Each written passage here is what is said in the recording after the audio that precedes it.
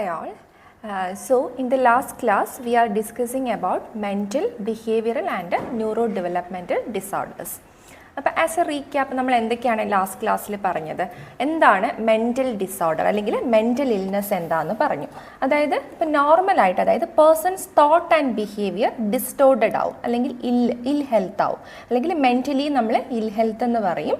And that person is unable to lead a normal life. അപ്പോൾ നമ്മൾ മാനസിക രോഗം എന്ന് പറഞ്ഞാൽ നമുക്കറിയാം നോർമലായിട്ടായിരിക്കില്ല അവരുടെ തോട്ട്സ്, ഫീലിങ്സ്, ഇമോഷൻസ് ഡിസ്റ്റോർട്ടഡ് ആയിരിക്കും അല്ലേ. അപ്പോൾ അവർക്ക് നോർമലായിട്ടുള്ള ഒരു ലൈഫ് ലീഡ് ചെയ്യാൻ പലപ്പോഴും പറ്റാറില്ല.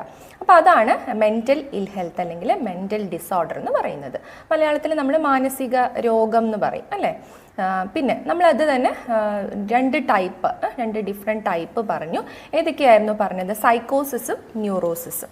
അതിൽ ന്യൂറോസിസ് എന്ന് പറഞ്ഞാൽ ഒരു mild form of mental disorder ആണ് ന്യൂറോസിസ് എന്ന് പറയുന്നത്. അപ്പോൾ സൈക്കോസിസ് ആണെങ്കിലോ സിവിയർ ആയിട്ടുള്ള മെൻ്റൽ ഡിസോർഡർ ആണ് സൈക്കോസിസ് എന്ന് പറയുന്നത്.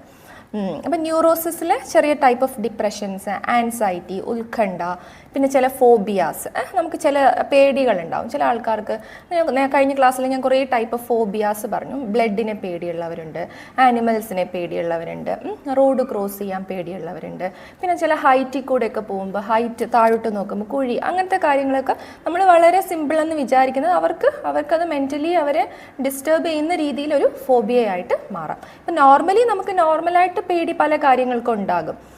നമ്മുടെ ഒരു എന്താണ് പറയുന്നത്, നമ്മളെ ഒരു സെൽഫ് പ്രൊട്ടക്ഷൻ എന്നുള്ള രീതിയിൽ നമുക്ക് ചില കാര്യങ്ങൾ പേടിയുണ്ടാകും. പക്ഷേ ഇവരുടെ പേടി എന്ന് പറഞ്ഞാൽ ഇറാഷണലാണ്. ഇപ്പം നോർമലായിട്ട് നമുക്ക് പല കാര്യങ്ങളും പേടി റാഷണൽ ഫിയർ ആണ്. ഇവരുടെ ഒരു പേടി എന്ന് പറഞ്ഞാൽ ഇറാഷണൽ ആയിരിക്കും.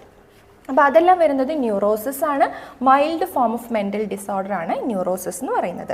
അപ്പോൾ സൈക്കോസിസ് ഞാൻ പറഞ്ഞു severe form of mental disorder ആണ് സൈക്കോസിസ് എന്ന് പറയുന്നത്. സൈക്കോസിസിലാണ് നമ്മൾ ശരിക്കുമുള്ള ഭ്രാന്തൊക്കെ നമ്മൾ പറയുന്ന സൈക്കോസിസ് ആണ്.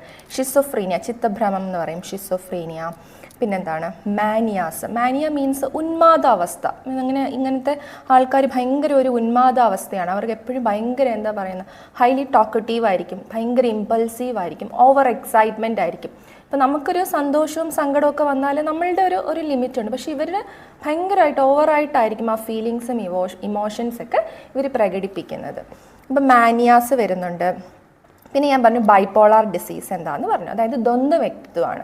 അതായത് ഒരു സമയം അവർ ഭയങ്കര കാമായിരിക്കും, വളരെ സോഫ്റ്റ് സ്പോക്കൺ ആയിരിക്കും, പെട്ടെന്ന് ഇവർ റിയാക്ട് ചെയ്യും. അതിനെയാണ് നമ്മൾ എന്താ പറയുന്നത്, ബൈപോളാർ ഡിസീസ് എന്ന് പറയുന്നത്. പിന്നെ ചില ഡിപ്രഷൻ തന്നെ, ചില സിവിയർ ടൈപ്പ് ഓഫ് ഡിപ്രഷൻ, വിഷാദ രോഗം, ഇതെല്ലാം നമ്മൾ വരുന്നത് സൈക്കോസിസിൻ്റെ അണ്ടറിലാണ്. അപ്പോൾ ഇതൊക്കെ ഓരോന്നും ഞാൻ കഴിഞ്ഞ ക്ലാസ്സിൽ പറഞ്ഞു. ഇനി ഇന്നിപ്പം നമ്മൾ പറയുന്നത് മൂഡ് ഡിസോർഡേഴ്സ് ആണ്. ഓക്കെ, അപ്പോൾ മൂഡ് ഡിസോർഡേഴ്സ് എന്ന് പറയുമ്പോൾ mild form of mood disorders ഉണ്ട്. ഇപ്പോൾ പോസ്റ്റ് പാർട്ടം, ആഫ്റ്റർ പ്രഗ്നൻസി ഒക്കെ കഴിഞ്ഞ് ആ ഒരു ടൈമിൽ ഒരു ഹോർമോണിൻ്റെയൊക്കെ ചേഞ്ച് കൊണ്ടും ഒക്കെ ഉണ്ട് പെട്ടെന്ന് ഉണ്ടാകുന്ന ഒരു ലൈഫ് സ്റ്റൈൽ ചേഞ്ച് കൊണ്ടും ഒക്കെ ഉണ്ടാകുന്ന ഡിസോർഡേഴ്സാണ് മൂഡ് ഡിസോർഡേഴ്സ്. പോസ്റ്റ് പാർട്ടം ഡിസോർഡറൊക്കെ ഒരു മൂഡ് ഡിസോർഡറിന് എക്സാമ്പിളാണ്. ഓക്കെ, ഇപ്പോൾ മൂഡ് ഡിസോർഡേഴ്സിൽ എന്താണ്? ഇറ്റ് ഷോസ് സിംറ്റംസ് ഓഫ് സൈക്കോസിസ് like hallucination, delusion and illusion. അപ്പോൾ ഞാൻ സൈക്കോസിസ് പറഞ്ഞപ്പോൾ പറഞ്ഞു ഹാലൂസിനേഷൻസ് എന്താണ്. അതായത് ഈ സൈക്കോസിസ് പേഷ്യൻസ് നമ്മൾ ആരും കേൾക്കാത്ത പല കാര്യങ്ങളും കേൾക്കും, പല സൗണ്ടും കേൾക്കും, പല ആൾക്കാരെയും പല കാര്യങ്ങളും കാണും, പല സ്മെൽസും ഇവർക്ക് കിട്ടും. അതാണ് ഹാലൂസിനേഷൻ എന്ന് പറയുന്നത്. ഡെല്യൂഷനെ ഞാൻ പറഞ്ഞു എന്താണ് ഡെല്യൂഷൻ എന്ന് പറഞ്ഞാൽ ഒരു ഫാൾസ് ബിലീഫാണ് ഡെല്യൂഷൻ എന്ന് പറഞ്ഞാൽ. ഇപ്പോൾ ഒരാൾ അവരെ നോക്കുകയാണെങ്കിൽ അവർക്ക് തോന്നും എന്നെക്കുറിച്ച് എന്തോ പറയുകയാണ്, അല്ലെങ്കിൽ അവരെ ഇങ്ങനെ വാച്ച് ചെയ്യുന്നു, എന്നെ കൊല്ലാനാണ്, ഇങ്ങനെയുള്ളൊരു ഫാൾസ് തോട്ട്സ് അവരുടെ മനസ്സിൽ വരും. ഇല്യൂഷനും അതുപോലെ തന്നെ നമ്മളൊന്നും കാണാത്ത കാഴ്ചകളായിരിക്കും അവർ കാണുന്നത്. അപ്പോൾ മൂഡ് ഡിസോർഡേഴ്സിലും ഇതിൻ്റെ ചില സിംറ്റംസ് ഒക്കെ കാണിക്കും. ഇനി ഇത് mainly it affects the emotional state of a person. ഈ most common type of mood disorders ഏതൊക്കെയാണ്? ഡിസ്തീമിയ, ഡിസ്തമിക് ഓർഡർ, പിന്നെ ബൈപോളാർ ഡിസീസ്. ഞാൻ നേരത്തെ പറഞ്ഞു ബൈപോളാർ ഡിസീസ്, ദ്വന്ദ്വ വ്യക്തിത്വം പറഞ്ഞു, അതും ഒരു മൂഡ് ഡിസോർഡറിന് എക്സാമ്പിളാണ്. ഇനി ചില കേസിൽ മെഡിക്കേഷൻ ഇൻഡ്യൂസ്ഡ് മൂഡ് ഡിസോർഡേഴ്സ് ഉണ്ട്. ചില മരുന്നുകൾ കഴിക്കുമ്പം അതിൻ്റെ ഭാഗമായിട്ട് ചിലപ്പോൾ അൽഷിമേഴ്സോ പാർക്കിൻസൺസോ അല്ലെങ്കിൽ ഏതെങ്കിലും അസുഖങ്ങൾക്ക് കഴിക്കുന്ന മരുന്ന് ചില ടൈപ്പ് ഓഫ് മൂഡ് ഡിസോർഡേഴ്സ് ഉണ്ടാക്കും. ഓക്കെ, അതാണ് മെഡിക്കേഷൻ ഇൻഡ്യൂസ്ഡ് മൂഡ് ഡിസോർഡർ. ഇനി ഇതിൻ്റെയൊക്കെ മാനേജ്മെൻറ്റ് എന്ന് പറഞ്ഞാൽ സൈക്കോതെറാപ്പിയാണ്. സൈക്കോതെറാപ്പി മീൻസ് എന്തെങ്കിലും മെഡിറ്റേഷൻസ് അല്ലെങ്കിൽ പ്രാക്ടീസ്, എന്തെങ്കിലും എക്സസൈസ്, മെൻ്റൽ എക്സസൈസ്, അങ്ങനത്തെ ട്രീറ്റ്മെൻറ്റ്സ്. നമുക്ക് സൈക്കോതെറാപ്പിയിൽ കൂടുതൽ കൂടുതലും മെഡിസിൻസിനേക്കാളും കൂടുതൽ മെഡിറ്റേഷൻ പോലെ ബ്രീത്തിങ് എക്സസൈസസ് ഒക്കെ പോലെയാണ് സൈക്കോതെറാപ്പിയിൽ കൊടുക്കുന്നത്. പിന്നെ ഉള്ളത് ആൻറ്റി ഡിപ്രസൻറ്റ് മെഡിസിൻസ് ആണ്. ഓക്കെ, ഇങ്ങനെയൊക്കെയാണ് നമുക്ക് ഈ ഒരു മൂഡ് ഡിസോർഡേഴ്സ് മാനേജ് ചെയ്യാൻ പറ്റുന്നത്. ഇനി ന്യൂറോട്ടിക് ഡിസോർഡേഴ്സ് ഞാൻ പറഞ്ഞു. ന്യൂറോസിസ് എന്ന് പറഞ്ഞാൽ mild form of mental disorder ആണെന്ന് പറഞ്ഞു.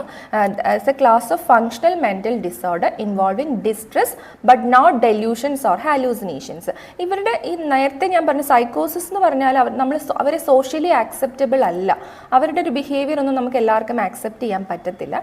ബട്ട് ന്യൂറോട്ടിക് ഡിസോർഡേഴ്സ് എന്ന് പറഞ്ഞാൽ the behaviour is not outside the socially acceptable norms. That means അവർക്ക് നോർമലായിട്ടുള്ള ലൈഫായിരിക്കും അവർ ലീഡ് ചെയ്യുന്നത്, പക്ഷേ അവരുടെ മനസ്സിൻ്റെ ഉള്ളിൽ ഈ സംഘർഷങ്ങളൊക്കെ ഉണ്ട്. മറ്റവർക്ക് നമുക്ക് കാണുമ്പോഴേ അറിയാം അവർക്ക് സോഷ്യലി ആയിട്ട് ആൾക്കാരുമായിട്ട് മിങ്കിൾ ചെയ്യാനോ ഒരു നോർമൽ